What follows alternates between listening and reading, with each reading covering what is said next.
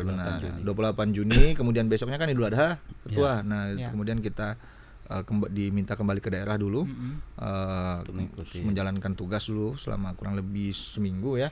Kemudian kita berangkat lagi ke orientasi tugas tuh selama sepekan di Rindam Jaya di Jakarta. Nah, jadi memang pada prinsipnya komisioner sebelumnya selalu berkoordinasi dengan kita, bukan hanya Pak Sastra sebagai komisioner di Rendatin sebelumnya, tapi juga teman-teman tim sekretariat di divisi terkait ya, di subak terkait juga. Kasubag Rendatin Ibu Nurligen malah sedang cuti waktu itu. Setelah kami lantik kembali ke daerah, kembali ke Batam, beliau sedang cuti. Tapi luar biasanya bahkan beliau masih komunikasi juga dengan saya begitu, apa saja proses-proses yang telah dan akan dilakukan begitu. Nah, jadi memang rasanya kami tinggal melanjutkan tahapan-tahapan dan tidak ada yang perlu dikejar sebenarnya. Tapi ada memang beberapa hal-hal ya terkait dengan tahapan sebelumnya yang akan kami tindak lanjuti, melanjutkan pekerjaan komisioner sebelumnya, yaitu koordinasi yang intens dengan pemerintah, khususnya Capil ya.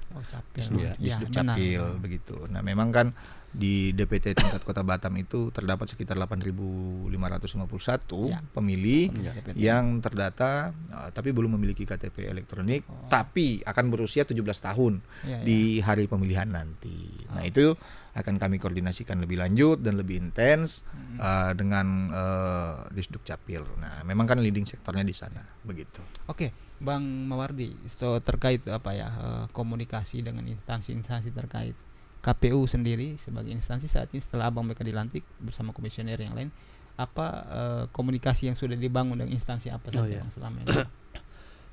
Di awal-awal kita bertugas, kita sudah melakukan koordinasi dengan beberapa instansi pemangku kepentingan ya di daerah, termasuk di sana ada Kapolres, Polresta ya, Polres, kemudian Dandim, kemudian Ibu Kajari ya, Bang, ya. Kayaknya seperti baru 3 itu ya. Sebentar, 3 itu kayaknya yang sudah ya. Yang menyusul ini dengan Pak Wali Kota dan Kejaksaan, ada pengadilan negeri. Nah, kalau rekan-rekan Bawaslu mah memang hari-hari kita ngopi. Kalau diskusi Bawaslu, koordinasi. Memang kita agendakan juga kemarin dengan Bawaslu, cuma memang karena padatnya juga kegiatan kita dan Bawaslu juga pada saat yang bersamaan juga ada proses seleksi kan. Teman-teman yang sekarang duduk di Bawaslu juga sedang mengikuti proses seleksi. Jadi sama-sama padat kegiatan. Bang, kalau mengenai tahapan yang saat ini sedang berjalan, perbaikan dokumen bakal calon. Itu sudah berjalan, baik Bawaslu atau KPU itu sudah sama-sama coba untuk berjalan sama-sama untuk menjalani tahapan. Ya udah pasti. Jadi setiap tahapan itu termasuk kemarin dalam proses pengajuan ya, kita juga mengundang Bawaslu dan Bawaslu hadir. Setiap tahapan-tahapan kita selalu berkoordinasi dengan Bawaslu. Dan itu memang bagian yang tak bisa terpisahkan ya dengan penyelenggara pemilu. Kita sebagai panitia dan Bawaslu sebagai pengawasnya, tentu hari ini juga harus dilakukan. Oke, Bang Adri, beberapa waktu yang lalu kan sudah diumumkan DPT Kota Batam ya. Tapi waktu saya sempat minta informasi dari Ketua KPU sebelumnya dan juga Ketua Bawaslu saat ini, mereka katakan bahwa nanti ke depan ada daftar pemilih tambahan dan daftar pemilih khusus kalau nggak salah ya. Nah, itu upaya kita untuk mencapai dua daftar pemilih yang akan datang itu sudah kita jalani atau belum, Bang, saat ini, Bang? Baik. Ada 3 kategori pemilih ya, Bang. Itu berdasarkan PKPU 7 tahun 2022 dan sudah dirubah di PKPU 7 tahun 2023. Yang pertama, pemilih yang terdata di DPT. Ya. Kemudian ada lagi DPTB. Nah, apa ini DPTB? Nah, itu adalah pemilih yang sudah terdata di DPT. Oke. Tapi karena kondisi tertentu, dia tidak bisa memilih di TPS di mana dia terdata. Sehingga harus mengajukan pindah memilih pindah memilih begitu. Nah itu DPTB. Nah kemudian DPK ini daftar pemilih khusus. Dia tidak terdata di DPT, tidak juga mengurus tidak bisa mengurus pindah memilih karena tidak terdata di DPTB kan, DPT tadi gitu. Nah itu bisa memilih di 1 jam terakhir, 1 jam terakhir hari pemungutan suara nanti, artinya jam 12 ke jam 1. Nah gitu. Nah kalau terkait DPT kan sudah selesai nih. Bang, gitu. Nah sekarang sudah masuk tahapan DPTB. Nah langkah-langkah yang sudah kita lakukan khususnya di Kota Batam tentu seiring sejalan gitu ya dengan KPU RI, KPU Provinsi. Nah terkait DPTB ini baik KPU RI maupun KPU Provinsi sudah memberikan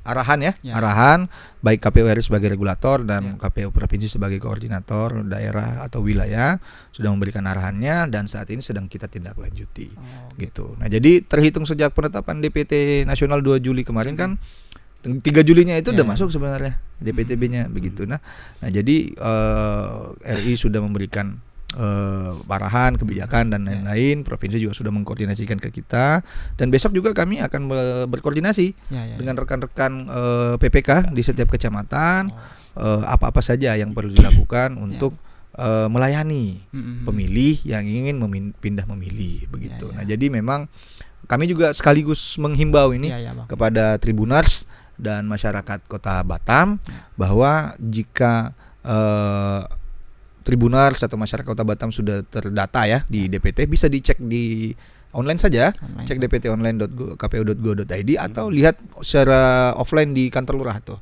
kantor lurah masing-masing itu rekan-rekan PPK dan PPS sudah tempel. Nah kalau sudah terdata di situ dan ternyata di hari H nanti di 14 Februari 2024 tidak bisa nih memilih di TPS kita terdata ya karena mungkin ada tugas kerja, ada studi, gitu dan lain-lain. Ada 9 plus 1 syaratnya.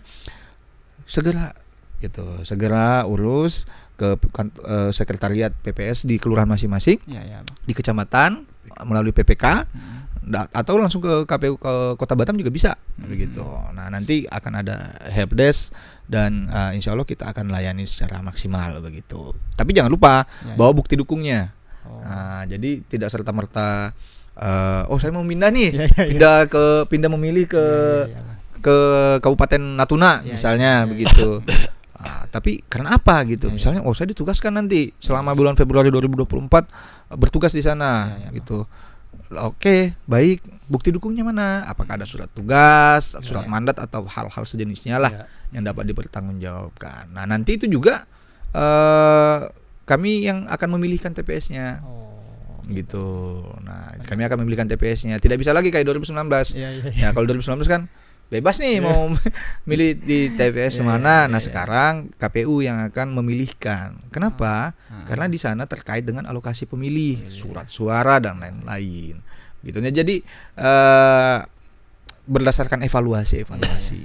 Ini kan pemilu kelima nih yang kita jalani ya, pemilu langsung lah untuk Pilpres dan lain-lain. Dan yang pertama yang serentak apalagi tahapan pilkadanya juga beririsan. Nah, jadi berdasarkan evaluasi ke pemilu.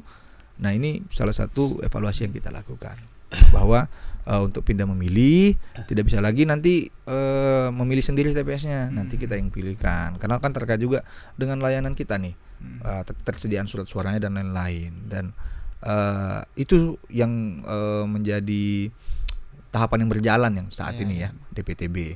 Nah kalau DPK kan nanti tuh, nanti sesuai alamat di KTPL-nya, KTP elektroniknya, datanglah ke TPS di mana yang bersangkutan berdomisili, gitu. Lapor kepada KPPS-nya nanti, itu akan nanti dialokasikan ke daftar pemilih khusus namanya. Jadi artinya jangan khawatir ya, Tribuners atau masyarakat Kota Batam, kita akan secara maksimal berusaha untuk bagaimana agar hak memilih Tribuners dan masyarakat Kota Batam itu akan tersalurkan dengan baik.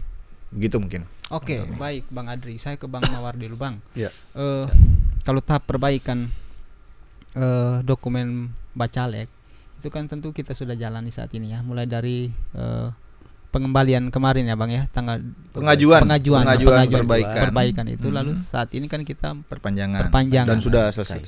Sudah selesai juga. Tanggal 16 kemarin. Sudah selesai juga. Jadi tinggal menunggu pengumuman ya. Ya, saat ini berjalan sub tahapan verifikasi administrasi perbaikan. Oh ya. Nah gitu. Nanti setelah selesai akan masuk ke rancangan daftar calon legislatif sementara. Oke, kemudian kita akan umumkan itu daftar calon DCS-nya ya. Kita akan umumkan di berbagai kanal media kita. Masyarakat berhak untuk memberikan tanggapan. Gitu.